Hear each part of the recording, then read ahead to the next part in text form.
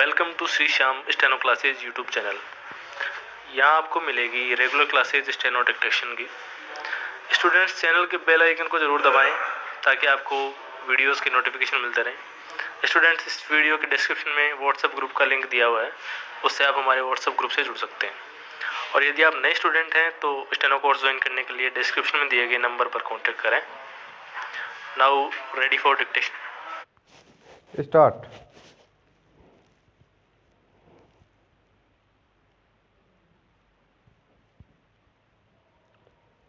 नेपाल में पिछले 3 सालों से सरकार कमोबेश सामान्य गति से काम कर रही थी, तो यही अपने आप में एक उपलब्धि थी। दरअसल उससे पहले के कई साल तक नेपाल लगातार राजनीतिक अस्थिरता से गुजरा था और शायद इसलिए अपेक्षा स्थिरता के साथ सरकार का चलना एक खास बात मानी जा रही थी।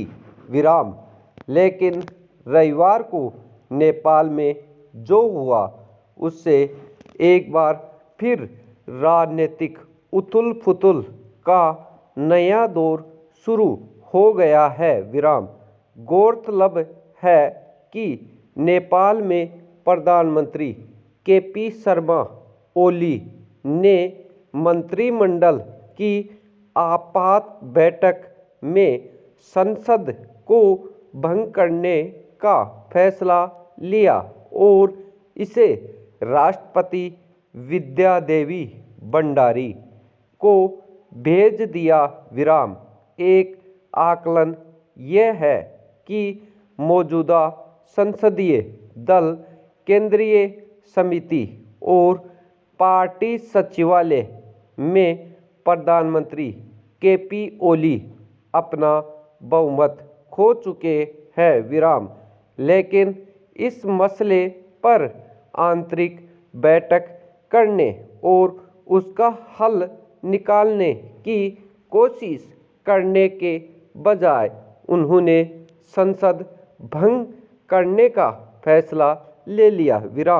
हैरानी की बात यह है कि जिस फैसले से नेपाल में फिलहाल राजनीतिक तौर पर व्यापक उथल-पुथल मच सकती है, उस पर राष्ट्रपति ने मंजूरी देने में देर नहीं लगाई।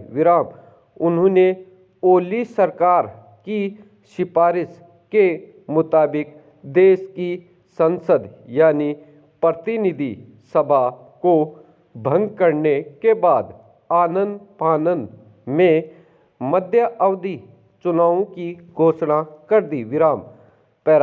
दिलचस्प यह है कि इस बार ये संकट वहाँ के विपक्षी दलों या आम जनता की ओर से किसी विरोध आंदोलन का नतीजा नहीं है, बल्कि खुद सत्ताधारी खेमे के भीतर ही महत्वाकांक्षाओं को होड़ और आपसी खींचतान की वजह से ये स्थिति पैदा हुई।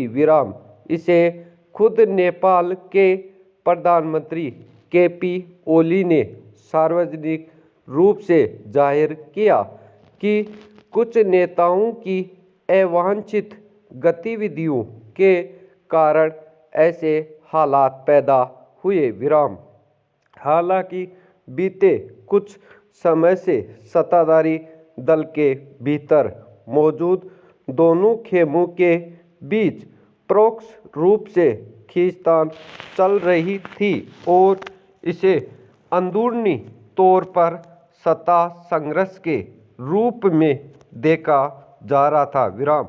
पार्टी के शीर्ष नेताओं की ओर से ओली पर एक तरफा नीतिगत फैसले लेने के आरोप लगाया जा रहे थे, लेकिन सवाल है कि क्या इसका आखिरी हल संसद को भंग करना ही था मंत्रिमंडल की जिस बैठक के बाद ओली ने संसद भंग करने की सिफारिश की, उस पर विरोध जताते हुए 7 मंत्रियों ने इस्तीफा दे दिया। इससे यही लगता है कि सरकार में एक बड़ा हिस्सा संसद भंग करने के बजाय अन्य उपाय से समस्या का हल निकालने के पक्ष में था, लेकिन खुद प्रधानमंत्री की सिफारिश और उस पर राष्ट्रपति की मंजूरी के बाद नेपाल को अब नई राजनीतिक परिस्थितियों का सामना करना पड़ सकता है। पैरा हालांकि राष्ट्रपति की मंजूरी के बाद इस फैसले पर विवाद खड़ा हो गया है और बड़े पैमाने पर इसके विरोध में प्रदर्शन भी हुए हैं। वहाँ संविधान के जानकारों का मानना है कि नेपाल में नए संविधान में सदन भंग करने को लेकर कोई स्पष्ट प्रावधान नहीं है। इसलिए प्रधानमंत्री के कदम को असंवैधानिक बताकर इसे अदालत में चुनौती भी दी जा सकती है।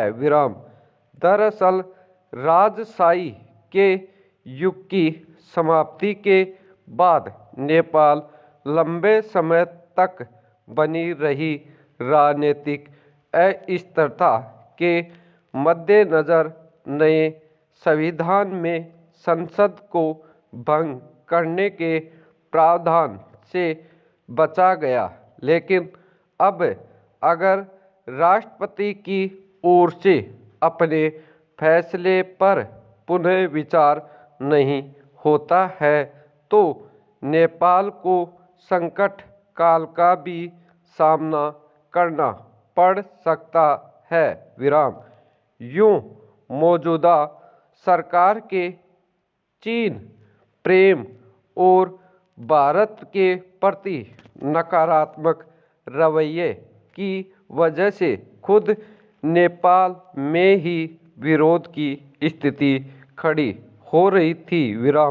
अब देखना होगा कि जद्दोजहद का नया दौर शुरू होने के बाद आने वाले वक्त में नेपाल की कैसी राजनीतिक तस्वीर बन पाएगी। स्टॉप।